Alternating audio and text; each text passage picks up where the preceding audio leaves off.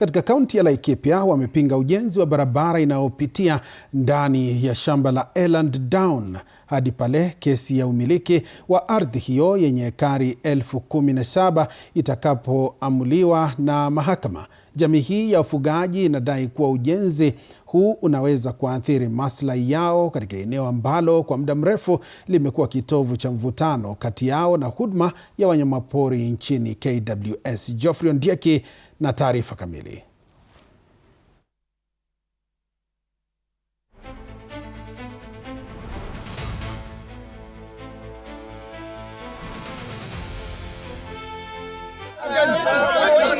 Wakazi wa Kisarigei katika kaunti ya Laikipia wameitaka serikali kusitisha ujenzi wa barabara ndani ya shamba la Eland Down hadi pale kesi inayohusu umiliki wa shamba hili itakapoamuliwa na mahakama.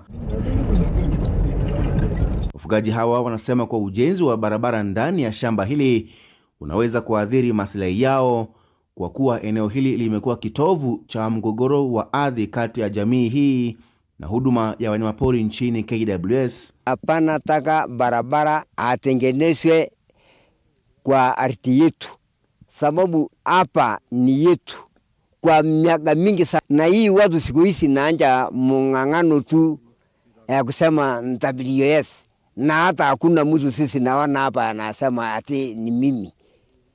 Kwa hivyo sisi nataka hii matingatinga akae kabisa, usirudie tena kufanya kazi ya barabara hapa. Kesi yetu bado iko kotini.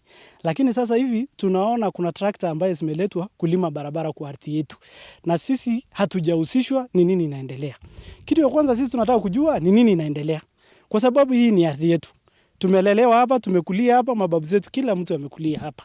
Wanaitaka serikali kusubiri uamuzi wa mahakama kabla ya kutekeleza mradi wowote wa miundombinu ndani ya eneo hili.